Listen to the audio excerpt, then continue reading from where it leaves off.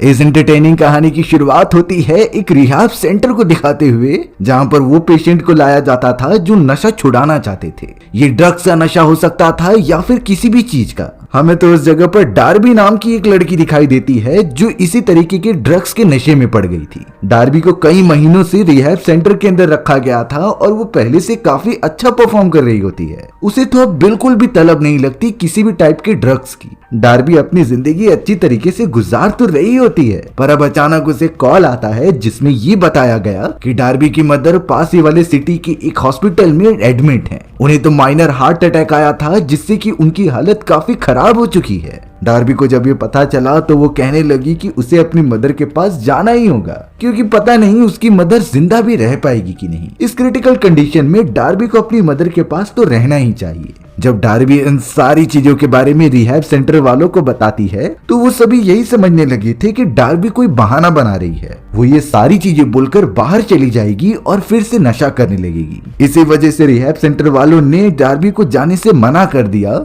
और जब तक उनका कॉन्ट्रैक्ट खत्म नहीं हो जाता तब तक डार्बी कहीं नहीं जा सकती। डार्बी इस बात से काफी परेशान हो जाती है और अपनी मदर के लिए काफी फिक्र भी करने लगी। इसीलिए अब रात के समय उसने प्लान बनाया कि वो यहाँ से भाग जाएगी। वो बिल्कुल भी नशा नहीं करना चाहती थी। उसके दिमाग में तो सिर्फ इस समय उसकी मदर ही चल रही होती है। डार्बी रात के समय मौका देखकर वहां से निकल गई और एक कार लेकर बर्फीली रात के अंदर आगे बढ़ने लगी। उस समय तो बहुत ही भारी मात्रा में स्नोफॉल हो रहे थे। डार्बी को जल्द से जल्द दूसरी सिटी तक पहुंचना था और अब वो उसी रास्ते में आगे बढ़ने लगी। थोड़ी देर में एक पुलिस ऑफिसर की मुलाकात डार्बी से होती है। वो डार्बी को रोककर ये कहने लगा कि आगे का रास्ता बर्फ के कारण ढक चुका है, इसीलिए रात भर के लिए इस रास्ते को बंद कर दिया गया है, जिसकी मरम्मत कल सुबह की जाएगी। यानी डार्बी इस समय यहाँ से नहीं जा सकती। पुलिस ऑफिसर ने डार्बी को कह दिया कि यहाँ पास ही में एक होटल मौजूद है जहाँ पर तुम रात गुजार कर सुबह के समय निकल सकती हो। डार्बी के पास कोई ऑप्शन नहीं था, इसीलिए वो पुलिस ऑफिसर द्वारा बताए गए होटल के अंदर चली आई।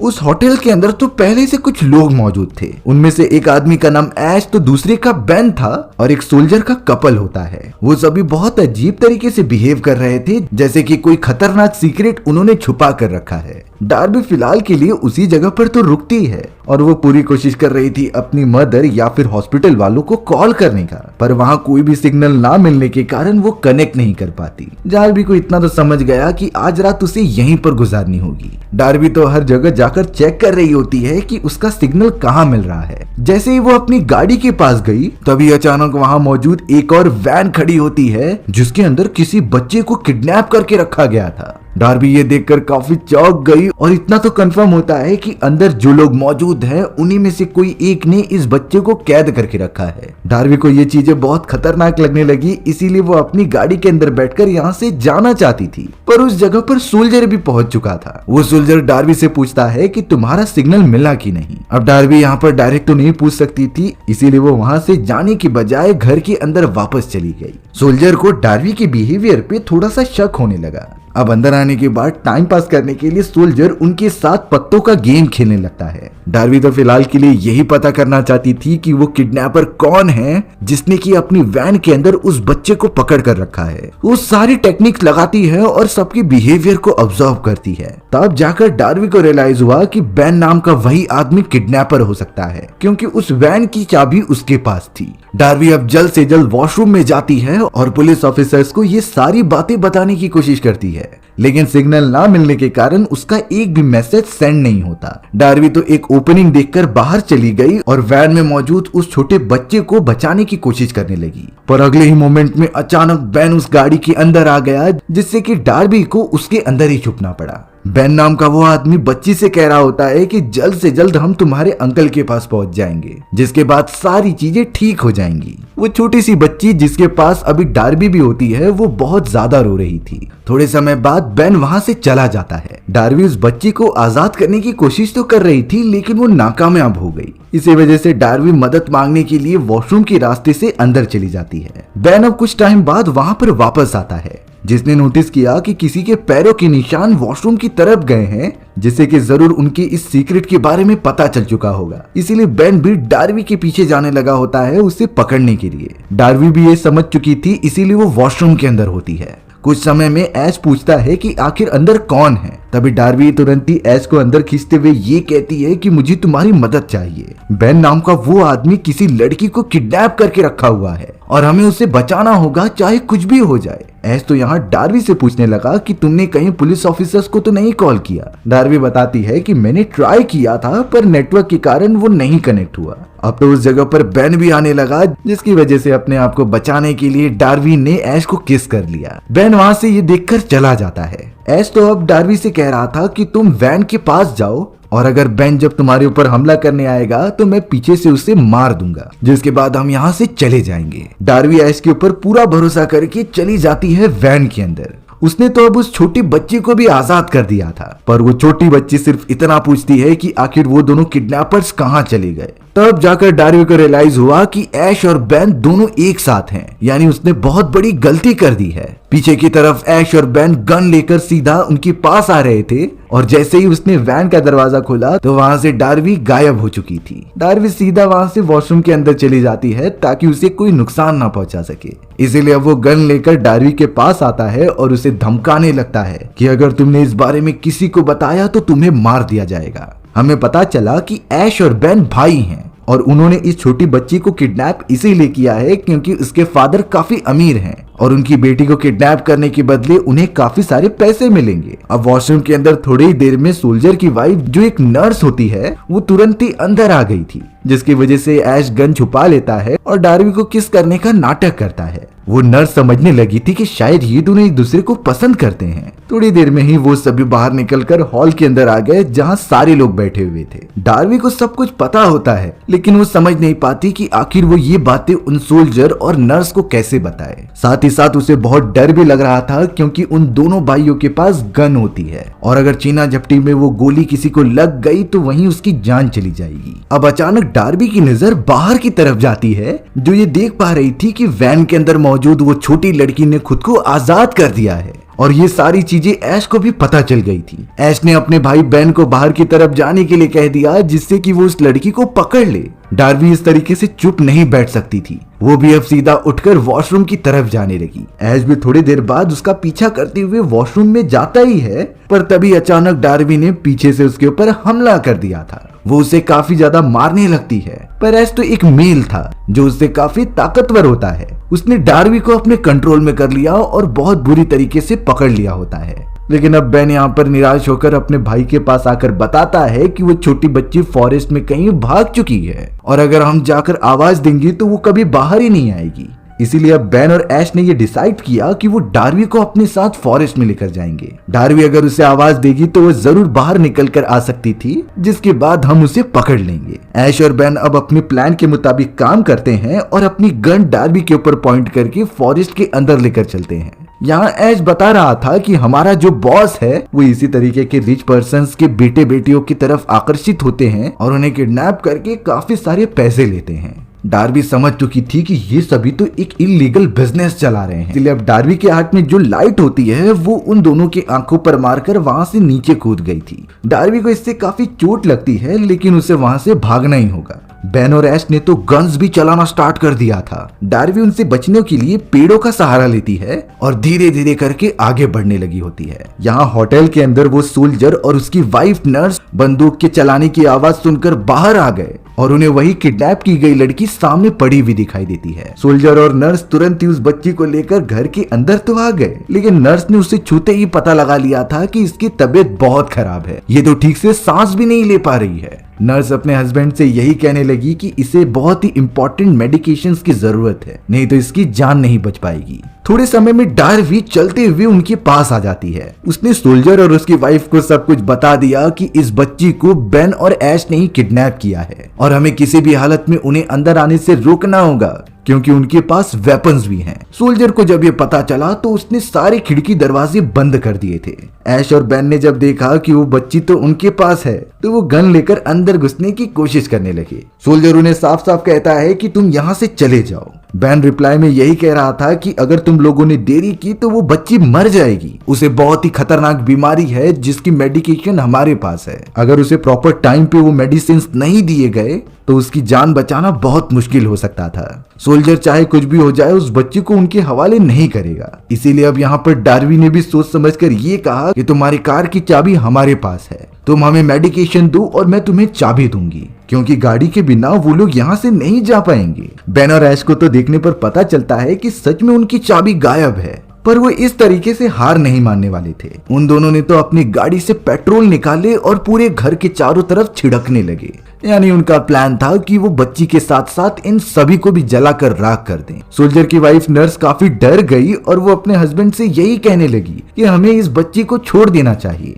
नहीं तो हम सबकी भी जान खतरे में पड़ सकती है। सोल्जर अपनी वाइफ को समझाने लगा कि ऐसा बिल्कुल भी नहीं होगा और हम इस छोटी बच्ची को मरने नहीं दे सकते। सोल्जर ने तो यहाँ डार्वी को दोनों चाबियां दे दी थी गाड़ियों की, जिससे कि वो कहीं अच्छी जगह पर छुपा दे। डार्वी के पास कुछ हथौड़े भी होते हैं जिन्हें कि वो अपने प्रोटेक्शन के लिए यूज कर सकती थी। यहाँ बाहर की तरफ दोनों भाई आग जलाने की तैयारी कर रहे होते हैं, जिससे कि पूरे घर को ही राख कर दिया जाए। वो दोनों तो जरा भी नहीं डर रहे थे। यहाँ सोल्जर की वाइफ नर्स काफी घबराते हुए बार बार यही कह रही थी कि हमें इस बच्ची को उनके हवाले कर देना चाहिए, नहीं तो हम सब मारे जाएंगे। उन सभी में ये बातें चली रही थी, तभी अचानक वो बच्ची उठ जाती है जो पूरी तरीके से ठीक हो चुकी थी। वो बच्ची तो उस नर्स को पहचान जाती है, क्योंकि उसके घर पर देखभाल करने के लिए यही नर्स आया करती। यहाँ पर जाकर एक डार्क रियलिटी रिवील होती है। सोल्जर्स की वाइफ जो नर्स होती है वो उन दोनों किडनैपर से मिली होती है, यानी कि ये उनका सारा प्लान था उस बच्ची को किडनैप करने का। नर्स ने तो बेन और ऐश को तुरंत ही बता दिया कि मेरे हस्बैंड के पास कोई गन नहीं है, इसीलिए तुम दोनों जल्द से जल्द अंदर आ जाओ। बेन और ऐश बिना डरे अब अंदर आकर उन्हें गन पॉइंट पर ले लेते हैं। वो तब से इसी वजह से नहीं आ रहे थे क्योंकि उन्हें लगा कि सोल्जर्स के पास तो गन होती ही है। सोल्जर तो अब अपनी वाइफ की तरफ देखकर बहुत गुस्सा करने लगा।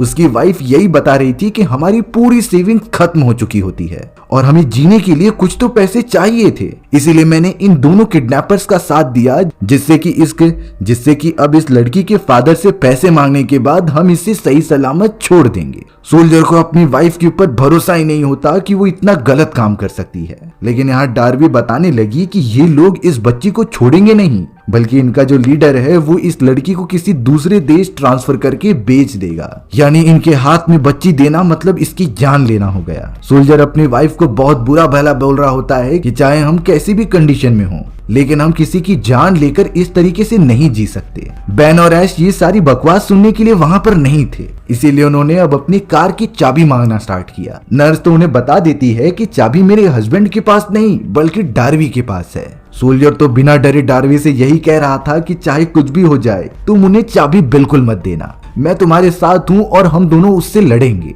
ऐश को यहाँ पर बहुत गुस्सा आता है और उसने सीधा गन निकाली और सोल्जर को शूट कर दिया। सोल्जर वहीं पर अपना दम तोड़ देता है। ये चीजें देखकर उसकी वाइफ नर्स एकदम चौंक गई। उसने तो अपने और अपने हस्बैंड की अच्छे फ्यूचर के लिए ही ये किडनैपिंग का प्रोसेस किया था, पर अब बुरे काम का बुरा नतीजा, उसका हस्बैंड इस पूरे प्रोसेस में मारा गया। नर्स बहुत ही ज्यादा गुस्सा होकर एक पेपर स्प्रे लेती है और उसे ऐश की आंखों में मारने लगती है। ऐश तो यहाँ पर कुछ देख ही नहीं पा रहा था, लेकिन उसका भाई बेन अभी भी जिंदा होता है। उसने भी अब अपनी दूसरी गन निकाली और नर्स को भी शूट करके मार दिया। यहाँ पर अब सिर्फ डार्वी ही बची होती है जिसे पता था कि कार्स की चाबियां कहाँ हैं। ऐश तो अब पेपर स्प्रे से रिकवर होने के बाद डार्वी को इतना मारता है जब तक वो ये न बता दे कि चाबियां कहाँ छुपा कर रखी गई हैं। उसने तो डार्वी को इतना टॉर्चर किया और उसका हाथ के अंदर भी कीले घुसा दिए थे। डार्वी तो किसी भी तरीके से इस पूरे पेन को सफर कर रही होती है, सिर्फ और सिर्फ उस छोटी बच्ची की वजह से। बेन और ऐश तो बिना कुछ सोचे समझे उसे डैमेज पहुंचाते जा रहे थे। डार्वी ने तो बेन की भी आंखों में पेपर स्प्रे मार दिया था जिससे उसे कुछ दिखाई नहीं दे रहा होता। इसीलिए अब यहाँ ऐश अपने भाई बेन की मदद करता है वॉशरूम में लेके जाकर। यहाँ डार्वी के हाथ में अभी भी वो कील लगी हुई थी जिससे कि वो हिल ही नहीं पाती। डार्वी उस छोटी बच्ची को अपने पास बुला रही होती है जो होश में आ गई थी और अब वो उसकी मदद से कह रही होती है कि मुझे वो हैमर ला कर दो। वो छोटी बच्ची बड़ी हिम्मत करके किसी भी तरीके से हैमर उसे दे देती है, जिससे कि अब डार्वी के पास अपनी प्रोटेक्शन के लिए एक वेपन तो मौजूद है। डार्वी उस छोटे बच्ची को अपने पास ले लेती है और कहती है कि हम यहाँ से सही सलामत बाहर निकलेंगे। ऐश बैन को बहुत अच्छी तरीके से संभालता है और उसे वहाँ से बाहर लेकर आता है। ऐश को बहुत ज्यादा गुस्सा आ रहा था डार्वी के ऊपर, क्योंकि उसके वजह से उनके प्लान में दखल अंदाजी हो रही थी। अगर वो यहाँ पर नहीं आती तो वो बच्चे को किडनैप करके यहाँ से लेकर चले जाते। ऐश ने यहाँ पर डार्वी का मोबाइल ले लिया था, जिसके ऊपर अभी अभी एक मैसेज आया होता है। उस मैसेज को जब ऐश ने पढ़ा तो वो डार्वी को बता रहा था कि तुम्हारी बीमार मदर अब मर चुकी हैं। उन्हें हॉस्पिटल से मैसेज आया था कि उन्हें एक बहुत ही मेजर हार्ट अटैक आया है, जिसकी वजह से वो अब नहीं रही। डार्वी को बहुत ज्यादा बुरा लगता है, लेकिन इस समय उसे अपनी जान की परवाह थी। एक अच्छी बात ये होती है कि डार्वी ने पुलिस ऑफिसर्स को जो मैसेज किए थे वो इस वक्त नेटवर्क मिलने के कारण सेंड हो गए होते हैं, और अब उनकी लोकेशन का पता पुलिस वालों को चल चुका था, जिससे कि अब ऐश और बेन को भी पता चल जाता है कि कुछ देर में पुलिस यहाँ पहुंच जाएगी। ऐश अब बहुत ज्यादा गुस्से में डार्वी से अपनी कार की चाबी मांगने लगा, जो कि उसने पहले ही कहीं छुपा कर रखी थी। डार्वी उन्हें कुछ नहीं बताने का डिसाइड करती है, पर अब ऐश बहुत ही ज्यादा गुस्से में उस छोटी बच्ची का हाथ पकड़ लेता है और कील वाली गन से उसके हाथ पर भी शूट करने की धमकी देने लगता है। ऐश चाहता था कि डार्वी जल्द से जल्द उसके कार की कीज बता दे कि उसे कहां पर छुपाया गया है। हालांकि बेन यहाँ पर ऐश को मना कर रहा था कि ये बिल्कुल मत करना, हमें उस छोटी बच्ची को सही सलामत उसके पेरेंट्स के पास देना है। लेकिन ऐश तो अपने भाई की नहीं मान रहा था और वो शूट करने के लिए आगे बढ़ गया था। तब जाकर डार्वी के पास कोई और रास्ता ना होने के कारण वो उसे चाबी की लोकेशन बता देती है। ऐश तुरंत ही निकल चुका था चाबी को लेने के लिए। उसने गन अपने भाई बेन के हाथ में दे दी और ये कहा कि जरा भी तुम्हें अगर शक हो तो इन दोनों को शूट कर देना। बेन बहुत डरा हुआ लग रहा था इस पूरे प्रोसेस की वजह से, क्योंकि वो पुलिस वालों के हाथ नहीं पड़ना चाहता था और पहले से ही उसने इतने साल जेल में काटे थे। ऐश तुरंत ही चला गया होता है उसी लोकेशन पर चाबियां लाने के लिए।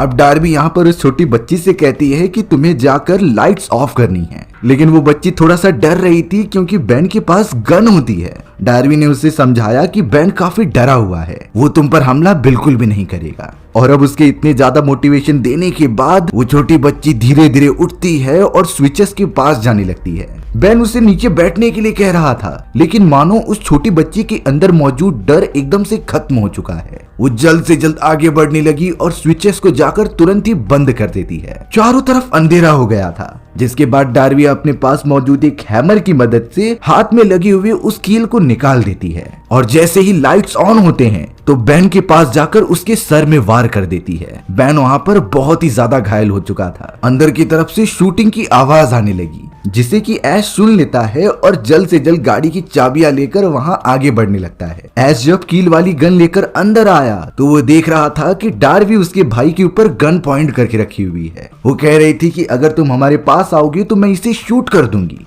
ऐश भी पूरी तरीके से मजबूर था, लेकिन वो शूट करता इससे पहले वहां पर वो छोटी लड़की आ गई और उसने उसके हाथ पर हैमर मार दिया। गलती से एक कील बाहर निकल जाती है और वो सीधा ट्रेवल करते हुए बेन के सर में लग गई थी। बेन बहुत ही ज्यादा अनकॉन्शियस होने लगा और उसकी याददाश्त भी जाने लगी। ऐश तुरंत ही अपने भाई बेन को संभालता है, जिसके बाद डार्वी उस छोटी लड़की को लेकर बाहर जाने लगी थी। ऐश अपने भाई को समझा रहा था कि मैं तुम्हें बचा लूंगा, लेकिन बेन थोड़ा जैसे ही आगे बढ़ता है तभी उसका पैर फिसलने के कारण वो सर के बल नीचे गिर गया और वही कील उसके पूरा सर में घुस चुकी होती है। बेन की वही बुरी तरीके से मौत हो गई। ऐश तो इन सारी चीजों में कुछ नहीं कर पा रहा था और अब वो बहुत ही ज्यादा गुस्से में उस कील वाली गन को बाहर लेकर आता है, जिसके बाद ऐश ने डार्वी और उस छोटी लड़की के ऊपर लगातार फायर करना स्टार्ट कर दिया। डार्वी तो उस लड़की को लेकर कार में बैठ के जाना चाहती थी, लेकिन लगातार फायरिंग की वजह से अब टायर भी पूरी तरीके से फट चुके थे। डार्वी की कार एक पोल में जाकर टकरा जाती है और इस एक्सीडेंट के अंदर वो दोनों बहुत ही ज्यादा घायल हो चुके थे।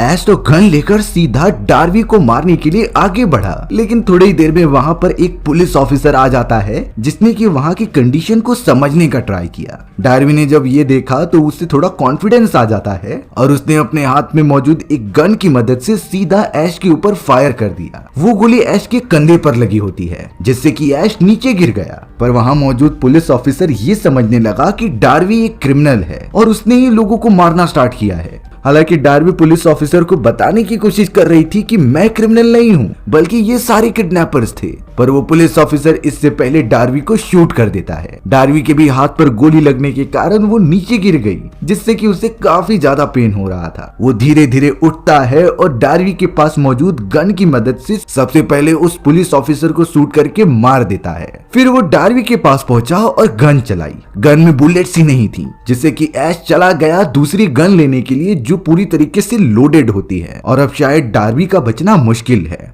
ऐश अब जैसे ही फायर करने गया तभी डार्वी ने अपने पास एक छोटा सा टूल रखा होता है, जिससे कि उसने बहुत ज्यादा एक्टिव होकर सीधा ऐश के गले पर वार कर दिया। ऐश की तो जगह पर ही मृत्यु हो जाती है। घायल डार्वी किसी भी तरीके से उस पुलिस ऑफिसर की डेड बॉडी के पास जाती है और रेडियो से यहाँ पर मदद मंगवाती है। डार्वी भी काफी डैमेज हो चुकी थी, इसीलिए वो वहीं बेहोश हो गई।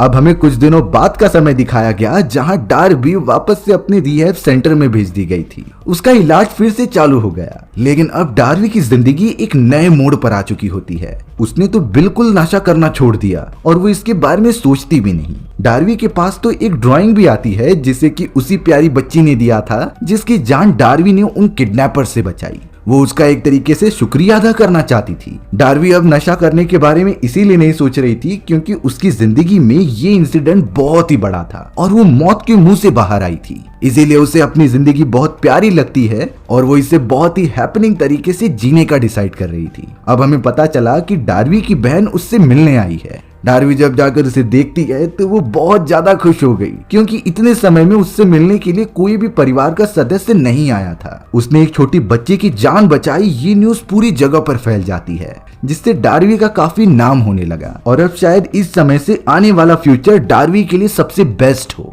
इसी तरीके से ये सर्वाइवल वाली कहानी यहीं खत्म हो जाती है। सो व्यूअर्स, आपको ये स्टोरी कैसी लगी कमेंट सेक्शन में बताना भूलना मत। और अगर आपको मेरा एक्सप्लेनेशन 1% भी अच्छा लगा होगा ना, तो वीडियो को लाइक एंड चैनल को सब्सक्राइब जरूर कर देना। मिलते हैं इसी तरीके की मजेदार वीडियोस में, तब तक के लिए बाय बाय।